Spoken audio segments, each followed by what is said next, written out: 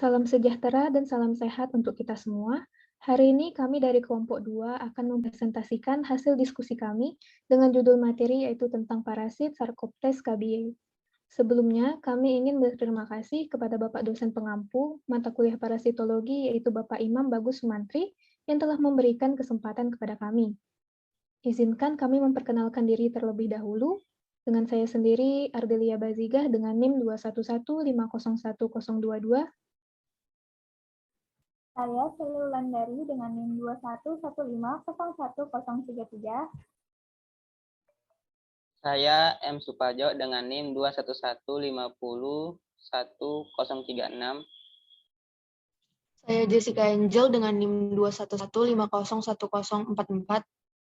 Saya Helen dengan NIM 211501046. Baik, langsung saja untuk materi yang pertama, saya akan menjelaskan tentang taksonomi dari tungau Sarcoptes cabiai. Tungau Sarcoptes cabiai merupakan penyebab utama adanya skabies pada manusia. Tungau ini akan membuat kumbang pada bagian bawah lapisan kulit untuk dijadikan sarang. Terowongan ini juga dijadikan tempat untuk bertahan hidup dengan menjadi menalu pada kulit manusia. Taksonomi Sarcoptes cabiai yaitu adalah kingdomnya Animalia, filumnya Arthropoda, kelasnya Arachnida, ordonya Sarcoptiformes, familinya Sarcoptidae, genusnya Sarcoptes, spesiesnya Sarcoptes cabiai. Kemudian ada penyakit yang disebabkan oleh Sarcoptes cabiai, yaitu kudis, juga dikenal sebagai skabies, adalah penyakit kulit menular akibat tungau Sarcoptes cabiai. Lalu ada lagi yang satu, skabies berkusta atau kudis api. Biasanya orang yang terkena kudis ini umumnya hanya memiliki 15-20 tungau di kulitnya. Sementara untuk orang yang terkena skabies berkusta atau kudis api, bisa memiliki hingga 1000 tungau di kulit. Untuk materi selanjutnya dilanjutkan oleh teman saya, Seli Wulandari. Selanjutnya yaitu gejala penyakit skabies. Yang pertama yaitu gatal. Nah, penyakit skabies ditandai dengan munculnya rasa gatal di kulit. Gatal yang muncul karena gangguan ini biasanya akan terasa semakin parah dan menyiksa pada malam hari. Pengidap skabies bisa saja mengalami gangguan tidur pada malam hari akibat dari rasa gatal yang muncul dan sangat mengganggu. Yang kedua yaitu ruam. Nah, rasa gatal yang muncul akibat kudis biasanya akan disertai dengan munculnya ruam bintik-bintik di permukaan kulit. Ruam yang muncul sebagai tanda penyakit ini menyerupai jerawat dan terdapat pada bagian tubuh yang terserang skabies. Ruam pada kulit muncul sebagai tanda adanya tungau atau kutu yang hidup dan bersarang di kulit. Yang ketiga yaitu munculnya luka. Nah, biasanya pengidap skabies alias kudis memiliki luka di beberapa bagian tubuh. Luka ini biasanya didapat akibat dari menggaruk kulit yang terasa gatal dengan terlalu keras. Hati-hati jika kulit mulai mengalami luka, sebab kondisi ini bisa berkembang menjadi infeksi. Pada kondisi yang paling parah, infeksi bisa masuk ke aliran darah dan berubah menjadi kondisi gawat darurat medis. Yang terakhir yaitu kulit berkerak. Nah, pada tingkat yang lebih parah, kudis bisa menyebabkan munculnya kerak pada permukaan kulit. Kondisi ini bisa terjadi akibat jumlah tungau yang ada pada kulit bisa mencapai ribuan. Rasa gatal yang dihasilkan dari kondisi ini pun bisa lebih dahsyat dibanding dengan skabies atau kudis biasa. Selanjutnya yaitu penularan skabies. Nah, penularan skabies ini mudah terjadi melalui dua cara, yaitu dengan kontak langsung dan kontak tidak langsung. Pengidap kudis baiknya menjaga kebersihan diri agar tidak menyebarkan tungau Sarcoptes cabiai pada orang lain. Berpelukan dan kegiatan seksual meningkatkan resiko pengidap kudis menularkan tungau Sarcoptes cabiai pada orang lain. Kemudian, hindari penggunaan barang-barang pribadi yang secara bersama-sama dengan pengidap kudis. Penularan kudis bisa melalui barang-barang yang terpapar tungau Sarcoptes cabiai. Misalnya penggunaan tempat tidur, baju, selimut yang sama. Nah, ini terjadi bisa di dalam keluarga, asrama, penitipan anak, sarana olahraga, atau penjara. Kemudian, lokasi ini bisa menjadi tempat pertemuan yang berulang dan dalam waktu yang cukup lama. Selanjutnya, tentang epidemiologi skabies di Indonesia yang akan dijelaskan oleh teman kami Suparjo.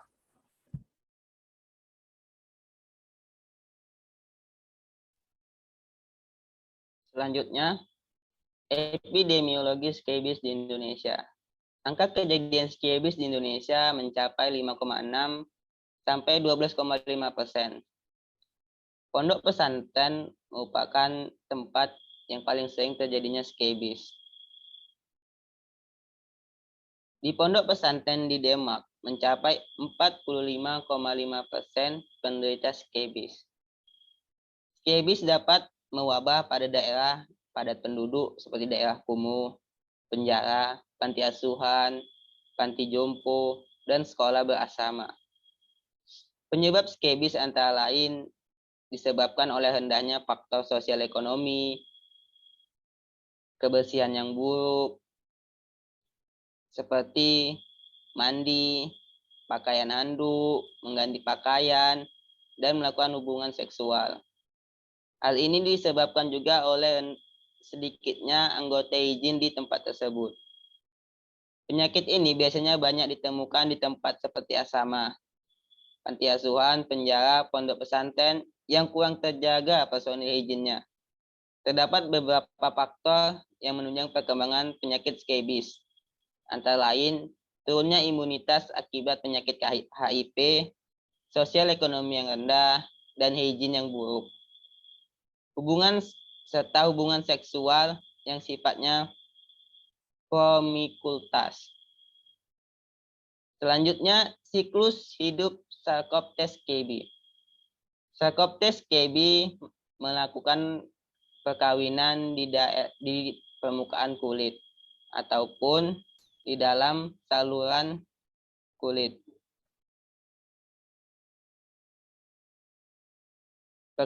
Perkawinan tungau ini biasanya mengikuti terowongan kulit yang dibuat oleh tungau betina. Tungau menggali dan makan epitel kulit ataupun cairan yang berasal dari sel-sel kulit yang digalinya sepanjang stratum corneum.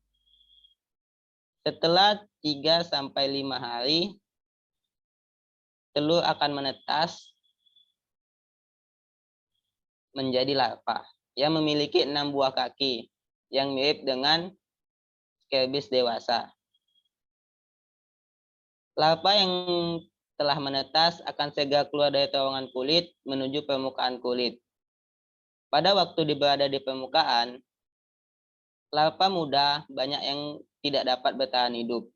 Sebagian yang bertahan hidup akan langsung menggali ke dalam stratum corneum atau folikel rambut untuk membuat kantung-kantung tempat larva berganti kulit. Setelah sekitar 2-3 hari, larva berubah menjadi protonymta.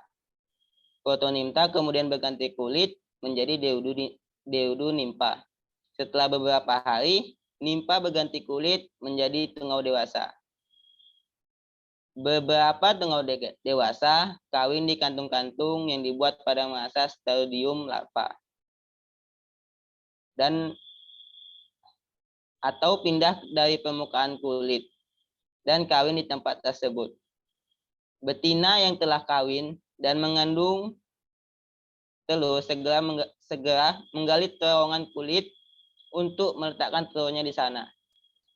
Lama daur hidup telur hingga dewasa sekitar 10-19 hari. Tungau betina dapat hidup selama kurang lebih 1 bulan di dalam kulit, tetapi hanya bisa hidup 2-4 hari di luar permukaan kulit. Selanjutnya akan dijelaskan oleh teman saya Jessica. Kepada Jessica, saya persilahkan. Selanjutnya saya akan menjelaskan tentang penanganan skabies. Penanganan skabies sendiri dapat terbagi menjadi 2 bagian. Yang pertama, penanganan secara umum dan penanganan secara khusus. Penanganan secara umum ini, penderita skabies dianjurkan untuk menjaga kebersihan dan mandi secara teratur setiap hari. Semua pakaian, spray, dan handuk yang telah digunakan harus dicuci secara teratur dan bila perlu direndam dengan air panas. Demikian pula dengan anggota keluarga yang beresiko tinggi untuk tertular, terutama bayi dan anak-anak, juga harus dijaga kebersihannya dan untuk sementara waktu menghindari terjadinya kontak langsung. Secara umum meningkatkan kebersihan lingkungan maupun perorangan dan meningkatkan status gizinya. Yang kedua adalah penanganan secara khusus. Penanganan secara khusus ini dapat dilakukan dengan menggunakan obat-obat topikal atau obat-obat anti skabies yang tersedia dalam bentuk topikal. Antara lain ada yang namanya belerang endap, ada emulsi benzil benzoat 20-25%. Selanjutnya ada gamma benzena heksaklorida, ada crotamiton 10%, dan permetrin dengan kadar 5% dalam krim. Selanjutnya saya akan menjelaskan tentang obat-obat untuk mengatasi skabies. Yang pertama adalah golongan obat topikal.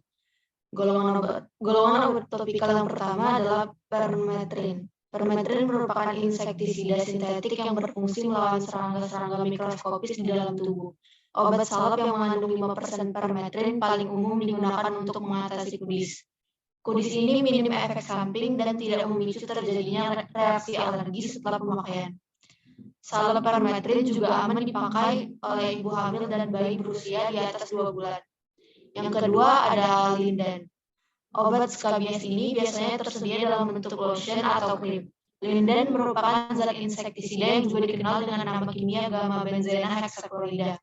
Salep linden bekerja dengan menyerang sistem saraf tungau parasit secara langsung sampai tungau akhirnya mati. Menurut sebuah studi, kerja linden akan lebih aktif setelah dioleskan obat ini tidak menyebabkan kulit iritasi. Akan tetapi, linden berbahaya untuk mereka yang kondisi sistem imunnya lemah, seperti ibu hamil, bayi prematur, orang yang sedang sakit karena infeksi, orang dengan obesitas, serta anak-anak. Yang ketiga adalah sulfur. Sulfur merupakan kandungan obat yang paling awal digunakan untuk mengatasi skabies atau kudis. Obat skabies atau kudis yang mengandung 5-10% sulfur biasanya tersedia dalam bentuk salep. Salep skabies dengan sulfur sebaiknya hanya digunakan ketika penderita tidak dapat menoleransi penggunaan obat-obat topikal lainnya. Salep kudis ini sangat dianjurkan sebagai pilihan alternatif untuk pengobatan skabies pada anak-anak, bayi, dan ibu hamil. Selanjutnya akan dijelaskan dengan teman saya, Helen. Baik, selanjutnya jenis obat topikal yang keempat adalah crotamiton. Untuk pengobatan skabies, obat ini aman digunakan untuk orang dewasa. Sebaliknya untuk anak-anak, bayi, dan ibu hamil, cara mengobati kudis dengan obat ini tidak cukup efektif mengatasi gejala dan malah berisiko menyebabkan efek samping serius. Yang kelima ada salep antibiotik. Jika skabies sudah menyebabkan komplikasi berupa penyakit kulit lainnya akibat infeksi bakteri, maka Anda membutuhkan obat salep antibiotik. Salep yang digunakan adalah mupirocin yang biasa ditemui dengan nama Bactroban dan Centane. Fungsinya adalah untuk menghentikan berkembangnya bakteri spesies Staphylococcus, beta hemolytic, Streptococcus, dan Streptococcus pyogenes. Yang keenam, salep kortikosteroid dapat digunakan jika rasa gatalnya begitu intens. Salep ini diketahui efektif menyembuhkan peradangan. Yang selanjutnya ada jenis obat oral. Yang pertama ivermectin.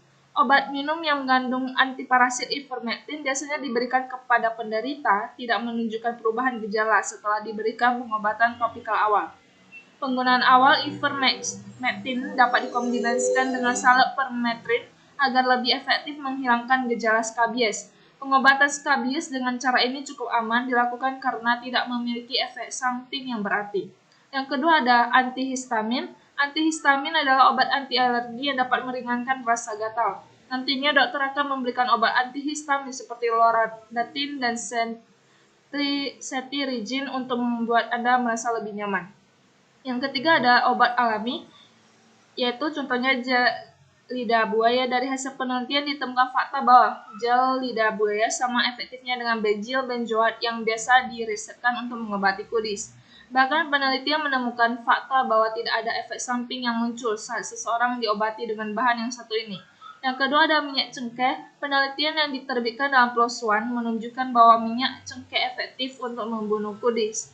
Minyak ini memiliki sifat antimikroba, anestesi, dan antioksidan yang biasa membantu proses penyembuhan kudis secara alami. Selanjutnya saya berikan kepada moderator. Baik, itulah akhir dari presentasi kami. Lebih dan kurangnya kami mohon maaf, saya akhiri dan terima kasih.